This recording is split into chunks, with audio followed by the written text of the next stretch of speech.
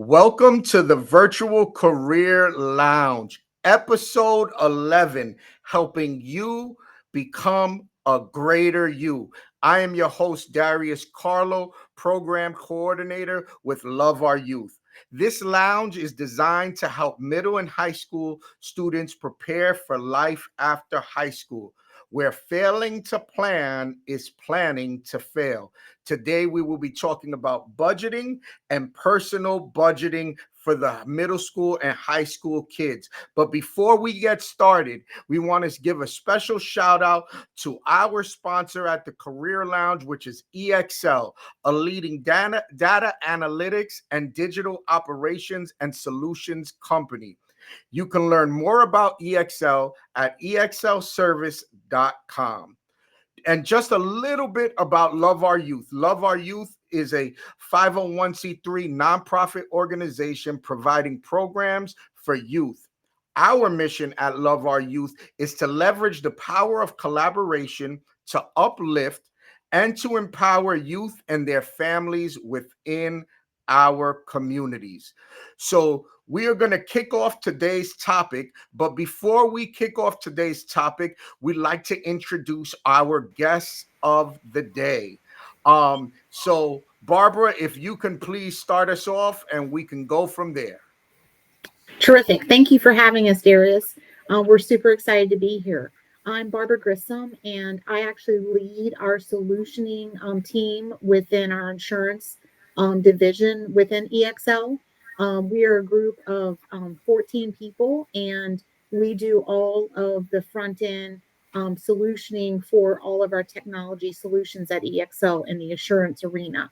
Um, I've been at EXL for roughly 12 years, and I actually earned my degree in risk management and insurance, and my career actually started in a call center at an insurance company while I was in college, and I went to college at night. So to get my degree in risk management, and it took me about 7 years to do that, and I put myself through college, which is why budgeting is such an important topic that I feel super passionate about and super excited to talk about today. Paula? Hi everyone, I'm Paula Evans. I'm Senior Assistant Vice President at the Solution Consultant person, and I'm part of Barbara's team. And in addition to supporting Barbara's team, I also help out the implementation team, which helps us to implement our new business and underwriting solution. Being independent and also being able to define my future, it was important for me to have a budget and a plan and a direction as to how I wanted to achieve that. Similar to Barbara, I also put myself through college because my parents could not afford it. And so instead of taking out a loan, I decided to use my credit card to pay for my tuition. While it took several years to pay it off, it was better for me to go that route versus taking out a loan. So financial decisioning and financial empowerment is important for me, and I'm glad to be here to share that with you. Thank you. And Jim? Hey, how you doing, Jim Polis? Can you guys hear me? Hopefully, I am also a senior assistant vice president. I work in implementation services and account management. So Barbara did mention before implementation services. So that's when we sell our software and our solutions to our clients, and then they hand it over to me and say, all right, now let's go implement the software and the solution into the client's ecosystem, or sometimes EXL's ecosystem. So I do that for the most part. I do work with Barbara and Paula on some things as well.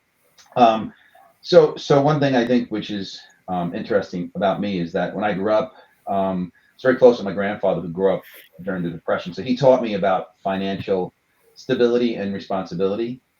Well, he called them the abilities. But he really did. And reason being, he always said, it's better to try to save money so you always have money. So if something ever happens, you're prepared and you have a little bit of something to fall back on. And also he was very, adamant about doing that in life, and that having that as a foundation, could only lead to success. It couldn't hurt you. So that's just a common theme in my life. And it's been a common theme since I've been a very young young man. So we'll talk a little bit about that later, but I'm very happy to be here and with everything today. Thank you guys so much. I love this idea. We've heard just a little bit of, I guess, an introduction into all three of your lives, especially when we're looking at school, college, and one theme that I recognize, I just want to highlight before we jump into questions, is that not everybody's story has to look the same. Um, just because someone else did it one way doesn't mean that you need to accomplish it the same way. Sometimes it can take the 7 years of doing school and managing, life along the way. I know for myself, I did I went back to school in my mid 30s, and it was at night, and it would be 1, 2 o'clock in the morning, and I'm in my porch in Orlando, and I'm doing my homework. I'm doing everything that I needed to do because that was the time that was available for being a dad of four daughters and trying to make things work. So when we look at this idea of budgeting, why is it so important to create a personal budget and then looking at it with goal in mind for school, for maybe it's for a house, maybe whatever it is, but let's look at school first because many of our kids that are watching this right now are probably thinking about what about college? How do I do this? And so what are some good tips about personal budgeting and then that goal of completing college and that? I'll go first. Um, I feel like that a couple of tips in particular is, you know, try to get as much information as you can about, the program that you might want to go into after high school, because not everyone has to go to college in order to have a successful career. So, trade school to be a plumber, be an electrician, being a carpenter, being an auto mechanic. I mean, everyone's day is impacted by having electricity in your house, plumbing in your house, driving a car, having it up and running. And all of those jobs are jobs that you can be super successful and have a successful career and have financial stability. And so, depending on what path, one solution or one path might cost you X amount of money for those classes, and another path might cost you Y for that amount of money. And just knowing that information, kind of like if you look at it as information as power, the more information that you can gather as you contemplate what you want to do after high school, that will position you well. Now, from a budgeting standpoint, and the importance of that is you might have a job now. I know when I was in high school, I worked at McDonald's for 2.5 years. That was my first job. And then I added a second job on the weekends that I worked at Burlington Coat Factory. And during my junior and senior year at high school, I knew I was going to have to pay for my college. So I just started every single paycheck that I got. I put away half of that money, which was a very small amount, towards my college fund. But I also knew it by kind of the end of my junior year how much my college was going to cost. So I ended up actually skipping the first semester of school because I didn't have enough money in my savings account in order to pay for my classes.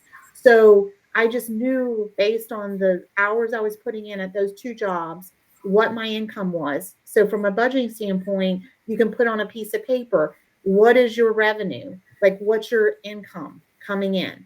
And then what is the cost? What are you actually what's your ultimate goal? And so that you can actually visualize that. And I think that once you put it on a piece of paper and you visualize it, you know that it can happen. If you don't actually ever put it down on a piece of paper or a spreadsheet, you just think that it may not be obtainable when it really is. So I, for myself, from a budgeting as a junior and senior in high school, you know, I just had it on a piece of paper. So I knew within X number of months I was going to have enough to pay for my first three classes in at college. And I only went to school at night so that I work continue to work my two jobs. Also, don't laugh, but I did pick up a third job as a waitress. So I went to school either Monday, Wednesday, or Tuesday, Thursday, and then I worked as a waitress at night, at least 2 or 3 nights a week as well. Just in order to be able to continue to pay for my college, knowing it was going to take me a long time to do it, but I knew that at the end of it, I would be able to position myself well for a career. And I think everyone is able to do the same. And I think that just putting it on a piece of paper and seeing and visualizing it, you can accomplish it. That's an awesome story. And I'm glad you shared that story. Before you guys can chime in, and maybe you guys have a similar story. I do want to highlight something that's so important. Do not be afraid to work. If Mm-mm. she had a goal in mind, which was, all right, I need to do these 3 classes. I have an end goal in mind, which was um risk management degree, which once I get that degree, I'll be able to definitely line up everything. So she had the big goals, she had some short-term goals, and Mm-hmm. she was able to meet them, and she did what she had to do. I know we hear a lot about this, but that side hustle of whether it's waitressing, whether it's working at night at McDonald's or fast food or something like that that opens up your schedule, there is nothing wrong with that. It is part of your journey and part of your story. And then the second thing is write it down. If you don't write it down, then you're not accountable to anybody, including yourself. So whether it's you have a spreadsheet or whether you're writing it down on paper, write your budget down. You will not remember it. Trust me. When you Mm-hmm. go to the store, you will forget it. When you're in line waiting to buy Starbucks and spending $12, you will forget it.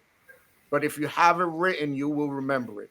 So, Jim or Paula, would you like to share some of your budgeting story? I can Yeah, do I will go. In fact, I would also recommend starting small and be realistic. As Barbara mentioned, she had a goal.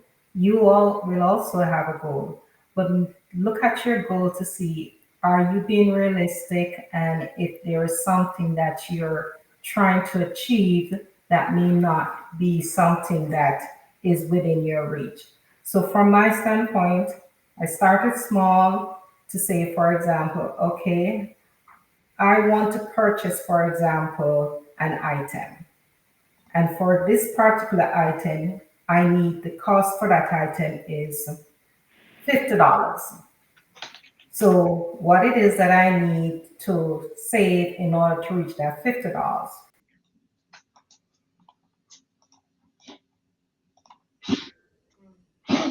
for me to save that $50, it could be from birth I currently have. So set realistic goals and work towards them. When you have too many goals sometimes that you're working towards, you may get confused. So from what works for me is just to focus on one item at a time, and I work towards that one. Beautiful. I love it. Jim?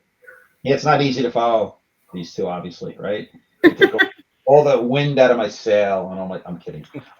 So I'll give you a quick story, and I try to keep things in life simple. I talk to my kids the same way, right? It's kind of just building upon what Barbara and Paula just said. You have goals, right? Understand what your goals are. Understand the things you need to do first. What are the things I need to do? Do I like to get new sneakers every month? Do I like to get a haircut every month? Are these things I pay for that I need to make sure I budget to make sure I have the money to pay for those things? So when the other things come along, you have to make a decision. Do I want to give up getting a haircut this week? Maybe postpone it to next week so I can do this thing. And this gives you power, though. It gives you power to make decisions. Not having any money and not having budgeted for any unexpected events, you won't be able to do anything. So my best advice, and it was when I wanted to buy my first car, my parents fought me on it because they wanted me to have skin in the game, and I had realized I had delivered furniture when I was in high school, and so as a freshman in college, I came home every weekend and worked, and I just summed up the money that I would make on the weekends. I put it in a separate account, and I saved it, and then I bought a car. And then I found out, to my surprise, that I also had to pay for the car insurance and the gas. So I had to get another job when I got on campus to do that. But in advance, that was just something, a lesson learned for me. I knew for the next time I needed to think it through, not just about purchasing the car, but how do I fix the car, maintain the car, put tires on the car, put gas in the car. So that increased my knowledge about how to prepare in advance and how to budget in advance. So that's just a quick story, but and really it comes about power, guys. You want to control your destiny. You want to control your ability to make decisions. So budgeting helps you do that because you have budgeted money set aside to do the things that you want to do or like to do or have to do, and in the order and preference priority you guys want. So that's mine. Hope you guys enjoyed that one. No, that's great.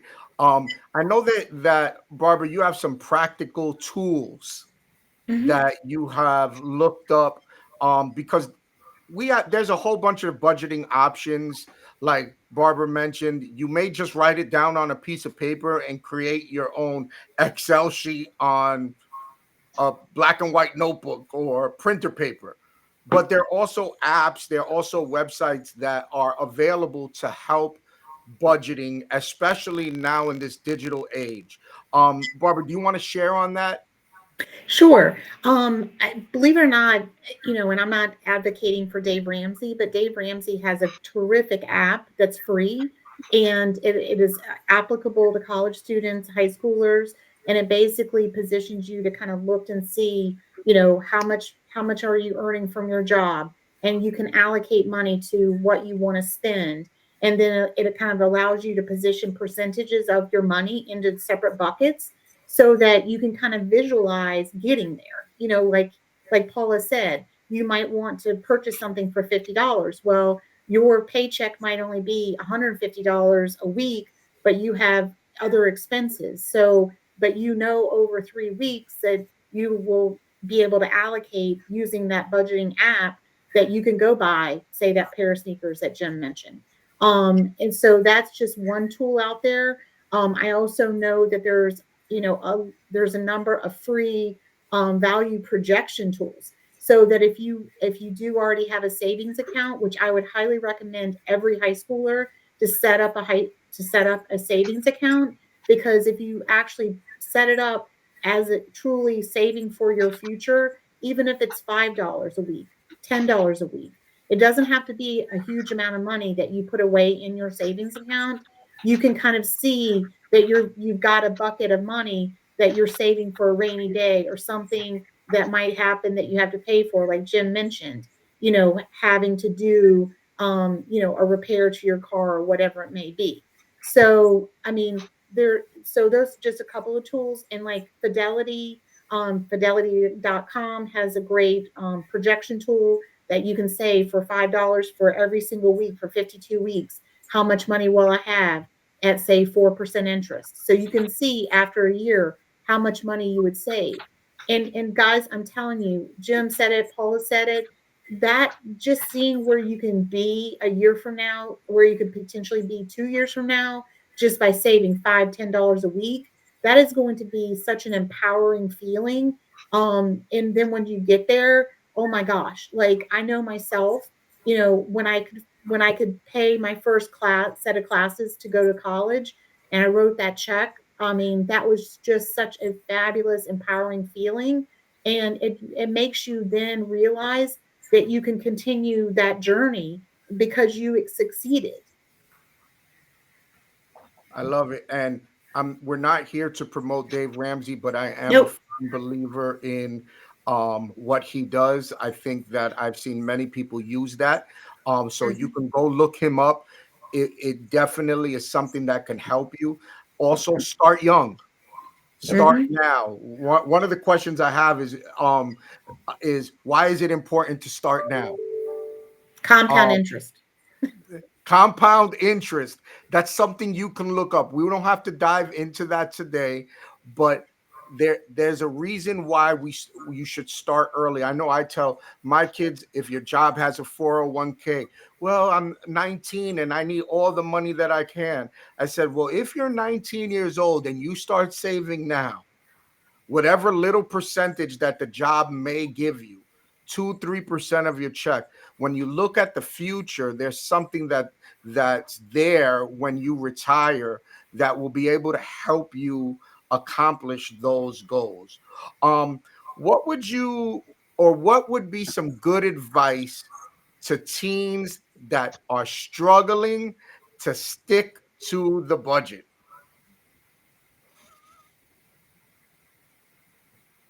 Jim? I, yeah, I'll step in here. So I would say, always remember that, you're not alone. Number one, I'm sure a lot of teens are struggling sticking to budgets because everything's so simple, right? Everything's at our fingertips. It's sometimes on our phones, right? We can get things delivered to our doorsteps. But it's really important, though, early on to understand that having a budget is very important for you in life because it just provides you those avenues that we were talking about before. So my best way of saying it is that to me, it's paramount for any teenager's success because your friends and your classmates and your teammates are going to be doing things and they're going to be excelling because maybe they're building more budgeting and you're not. So just think of it that way. It's just like another way of staying, with everybody else in your group. They're doing it. You might as well learn how to do it, and it's going to be important for you moving forward. Anyone else on some advice? One thing I think I'll I would jump. Can I go say ahead. I Go would ahead. jump in that if you budget, even if you get a hair off track for a couple of months, holding yourself accountable to seeing what your budget is like every 2 weeks allows you to see that you can get back on track. I mean, that is really the whole objective of a budget is to kind of give you a view of where you are right now, where you could be 5 or 6 months from now or a year from now, and know that it's achievable. Like because I feel like as youth and even myself in high school, when I knew that I was going to have to pay for my college myself, that was a very, very stressful time for me because I was sitting there going, how am I going to do this? And I just knew that I just needed to take that baby step, which it's a baby step in practicality, but it's a big step as far as you getting your own, like empowering you to be an adult and move into adulthood. And so I just took that baby step of saying, okay, well, let's just deal with reality. A class costs this, my car insurance costs this. What money do I have coming in? How can I go get that second job? If I get a second job, what kind of money is that going to bring in? And then I got off track many times. Don't get me wrong. It's multiple times I could only pay for one class. That was what I did. I just took one class because that's what I could pay for.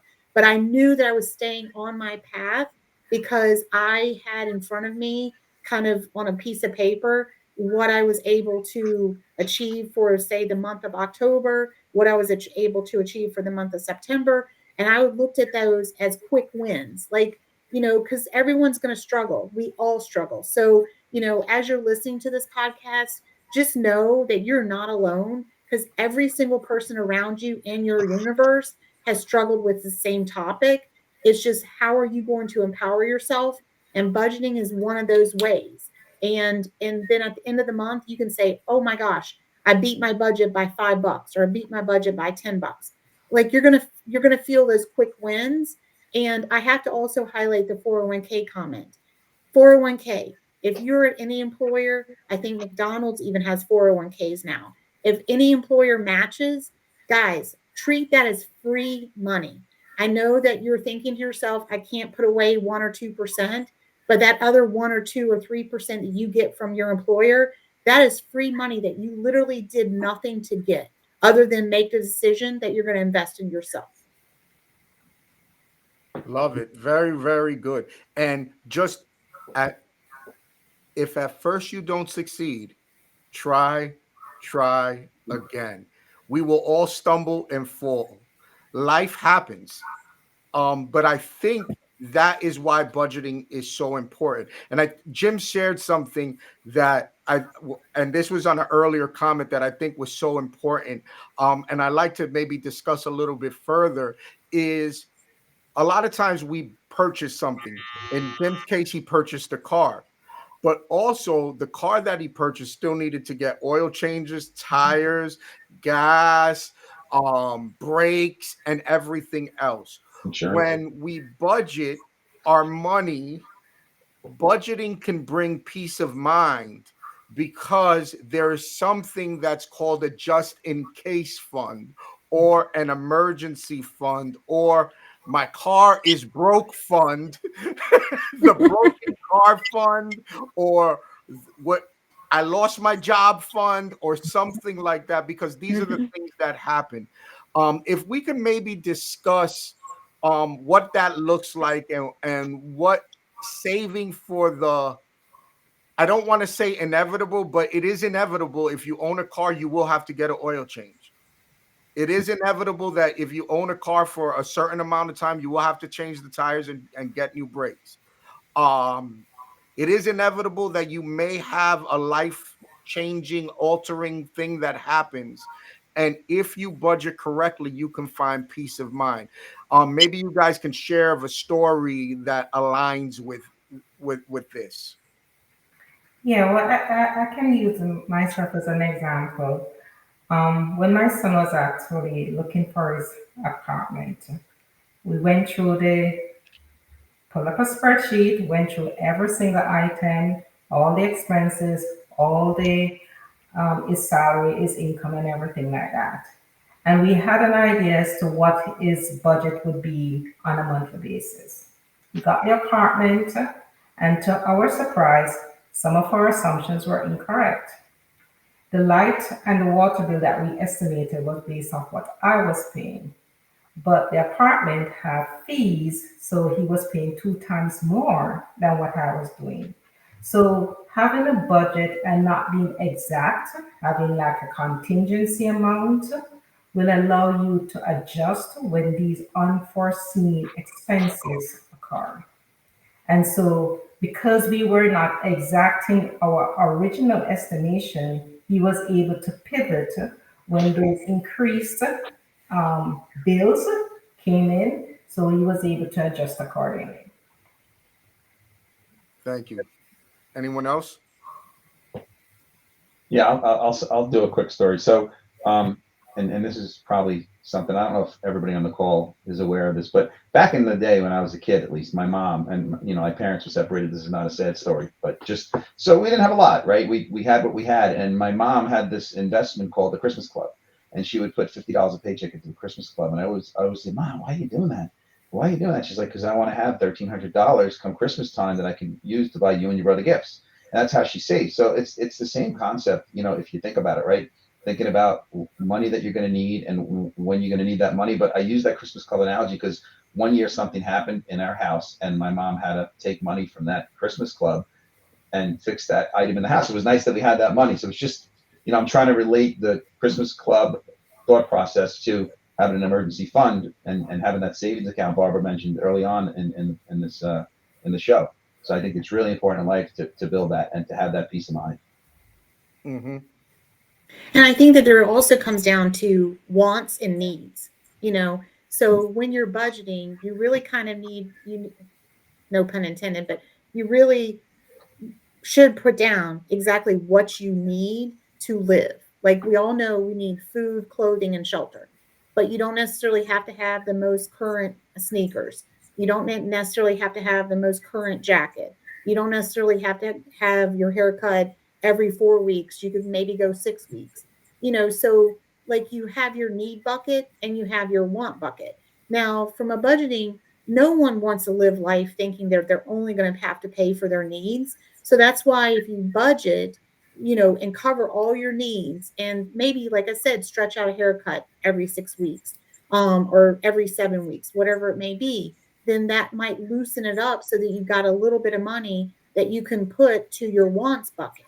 And then you can kind of also see that if you have all your needs covered and you decide to go pick up, say, a second job, or a job that you just do 2 nights a week or 3 nights a week or whatever, maybe that money goes to your wants bucket.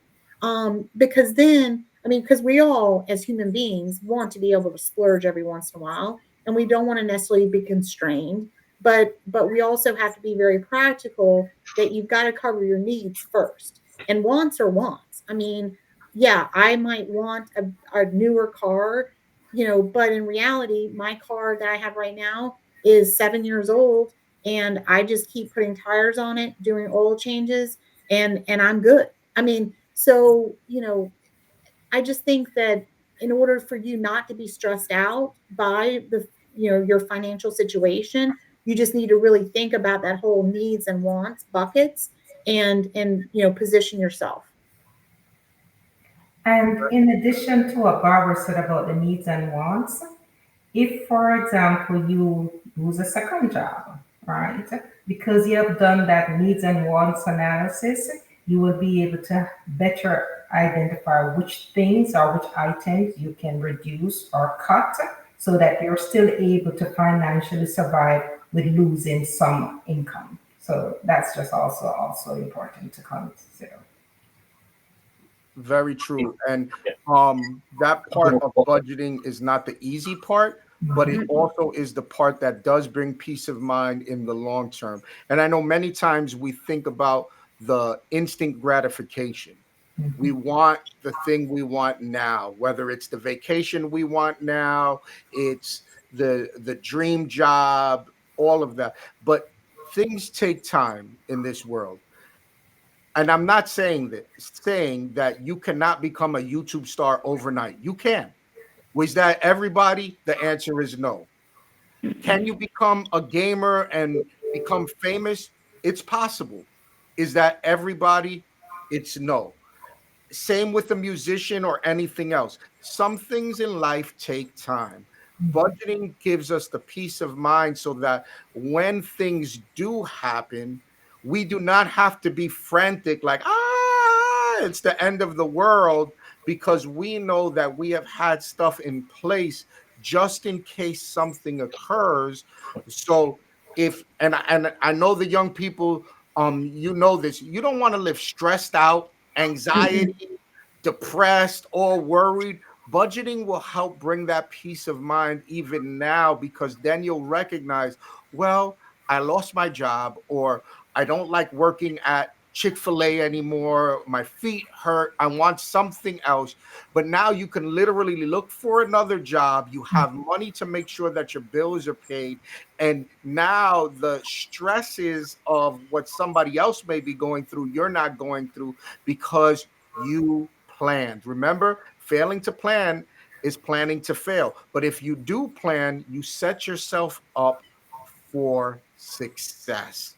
And that's what budgeting does. It sets you up for success. And I have one more question. And maybe this can be your success story of why budgeting was important, or really a success story. You budgeted for something and the end result. Paula, you want to go first? Yeah, I'll go first. So I will use this example. When my son was born, I actually opened a 529 plan because I know when the time came for him to go to college, right?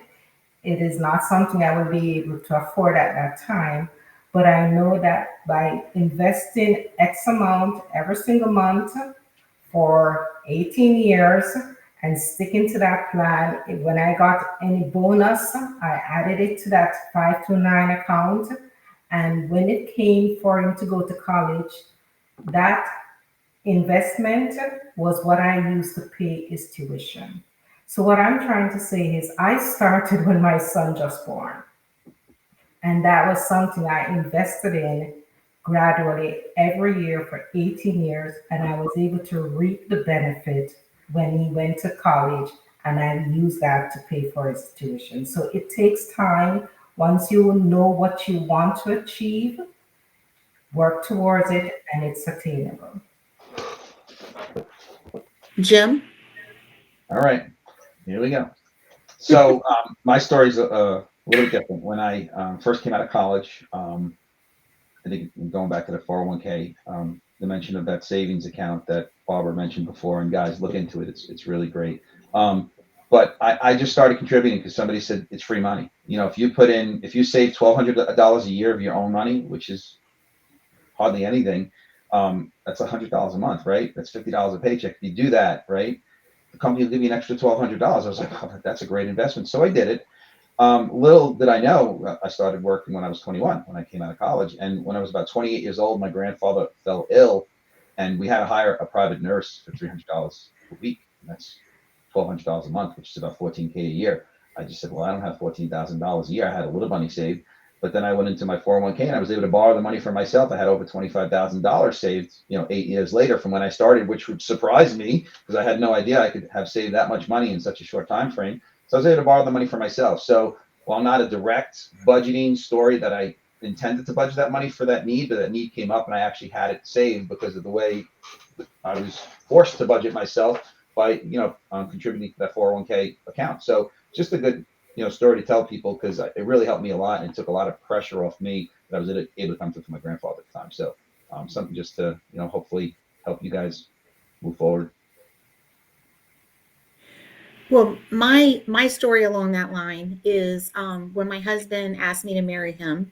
I had literally just bought a car. It wasn't a new car, it was a used car. But I was actually making car payments and they were pretty hefty car payments. And when we got engaged, I knew that I wanted to have a nice wedding. And so I literally within 48 hours kind of pivoted and I decided to sell my car and I decided to drive and buy a $500 car, which I drove for almost 2 years. That car was so rough, I actually had to put a sweatshirt over the driver's seat because the material was so torn. But I was able to buy it outright for $500. I drove it, and I was able to save all the money that I was putting towards my car payments towards my wedding, so that I could actually have the wedding that I really wanted. It wasn't some massive, hundreds and hundreds of people, but it allowed me to, have a little bit nicer flowers. It allowed us to, invite an additional 10 guests to come, but that little change, it had a big impact. Because I really had not planned at that moment in time to get married. So I hadn't put any money away for my wedding. So, it was a major, I'm just being forthright, it was a major downgrade in what I was driving. And that was, I know that's all about image, but I literally kind of had to work that out in my own mind to say, is the image of a certain car that I'm driving worth it? Or do I ultimately want to have an experience that I will remember for the rest of my life? And I just knew that I wanted the experience that I would envision for the rest of my life or remember. And to this day, I think that that's a really good story that I even tell my own children. Image is not everything. Life experiences are really, more meaningful because those are great memories that you're making that you will never ever be able to replace. And that's not necessarily directly related to budgeting, but it's just about how you envision your life and how you want to take your life forward. No, and I think it's very important. It is kind of directly reflected because of budgeting, because there's a decision that has to be made whether I'm going I'm going to get what I want now or I'm going to wait for what I want later. Mm-hmm, And the goal was, all right, marriage. In my case, the goal was a house. mm-hmm, And talking about 401k, this was not part of the plan, but the reason why I was able to buy my first house was because of that. And because of mm-hmm, equity that I had in my house and trends in Florida went through the roof, I was able to sell my house, purchase another house, and go through this process and be able to. Now, my kids are in one of my houses, and so it's just an amazing concept that if you have a goal in mind, you do what you have to do. mm-hmm, Whether it's saving the 2 to 3%, or in my case, for my family, it was saving almost 20% because we recognize if we do this for the next certain amount of years, plus the matching, plus this, plus that, we will be in a safe space. And mm-hmm, because we planned, we were able to see that success. And now my kids are reaping the rewards because the parents were successful. And now my kids are learning to be successful in their finances because they understand. They go through the times. My 20-year-old decided to stay with my 23-year-old in the apartment. And she goes, Dad, she only has ramen and mac and cheese. And that was the life. That's the mm-hmm, college life. That's the 20-something-year-old single life. She goes, you have chicken and steak and ribs. I said, Dad has also been working for a lot longer and our budget is different. So we're able to do those things. She was like, I don't Mhm. like this adult thing. I said, I understand that. I don't like the adult thing either. I wish I was 5 still and mommy and daddy can take care of me. But at the Mhm. end of the day, you plan on what you look for, including to the point, and this is a true story, is we were budgeting. I got cancer about 5 years ago, about to be 6 years cancer free, and I had to make a super adjustment in I was gonna say. thank you guys. I had to make a super adjustment in my budget. I had to sell a house, move it to a townhouse, move it to another city. I did all of those things. One of the things that I love to do is have Chinese food on Fridays and pizza. Now I live in Orlando, but I was born and raised in the Bronx, so there's not really great pizza. There's good pizza, but not some amazing pizza that I'm used to. But I had to cut those things out. But whenever there was a chance, I remember somebody said, "Hey, here goes $20 or $40 for your birthday. Get you and your wife something to eat." Guess what? That was the splurge of the century, and Mhm. Chinese food never tasted so good because I understood what it was to be without, because I understood that there was the goal in mind to make sure that we can continue to live. Now, gratefully, my life is different now. I'm able to do more. I'm feeling better, so I'm able to do a lot more things and be able to enjoy Chinese food every now and then. But I also recognize that there's a moment where we just cut back a little bit because we understand that if we can just make this happen for a little bit, eventually we can see the end result. And the end result is something that we heard about: a wedding, we heard about college, we heard about helping grandpa out, we heard about houses. And I think we, even as we've gone through this last almost 45 minutes together, we've discussed so many important reasons, whether it's saving the $50, whether it's saving the $20, whether it's saving the $5, and then also it's planning, planning, planning. Write it out, automate it. Fidelity, we talked about .com, looking for savings, IRAs. You can look all that stuff up. There's definitely budgeting tools like the Dave Ramsey app. You have all of those things that are available to you. And I'm hoping that everybody that's been listening today, you've been taking notes, because this is such an important um, process to you being a greater you, to you accomplishing your goals in life. Starts in this very moment, and you can do it. So thank you guys. But before we end, I do have some questions for you. These are not in the budgeting questions, and these are not about philosophy or astrophysics. So feel at ease. And this is for all three of you. Tea or coffee? Tea. Tea, Tea. tea, Coffee. coffee. I'm a coffee person myself as well. Another question, just some fun questions. What is your favorite comfort food? Pizza. Bolognese. Bolognese. I have one.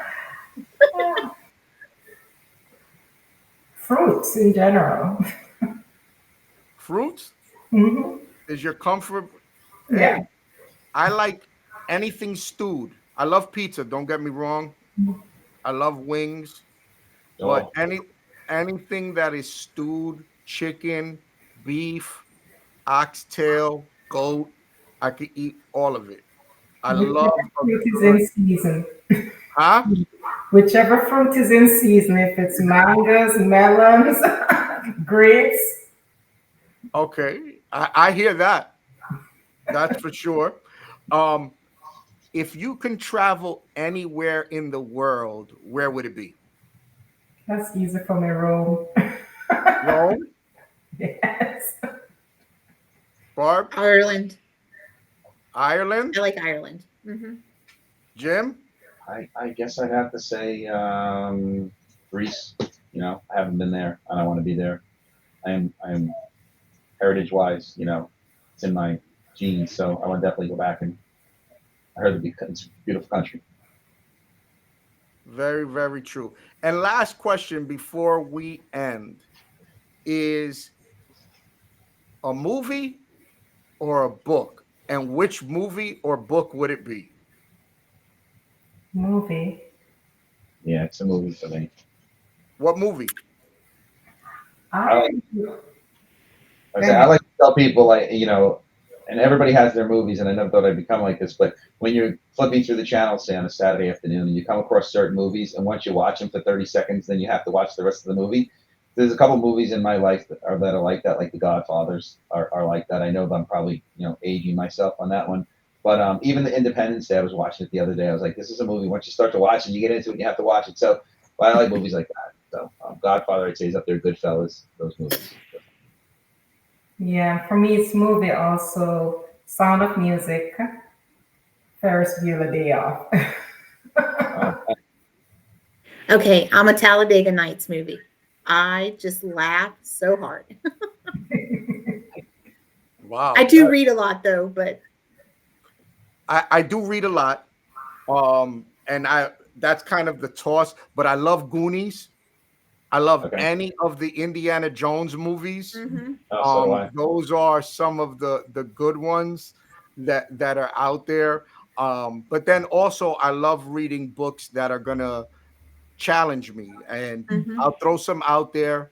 Atomic Habits, if you haven't read it, awesome book. Mhm. Dare to Lead by Brene Brown, another amazing book, and another amazing author, mhm. are just some books that help you in life. And I think those things are so important. I want to take this time to thank each and every one of you guys for joining us today. I know this conversation is going to be a benefit to those that are going to be watching. Again, special shout out to our sponsor, EXL, a leading data analytics and digital operations and solutions company. You can learn more about EXL at exlservice.com. Thanks to their sponsorship, we're able to provide this programming to you at no cost. We look forward to seeing you guys at the next career lounge session. And remember, like the video, smash the subscribe button, click the notification so you can get notified for our next episode. Thank you again for joining us, and have a wonderful day.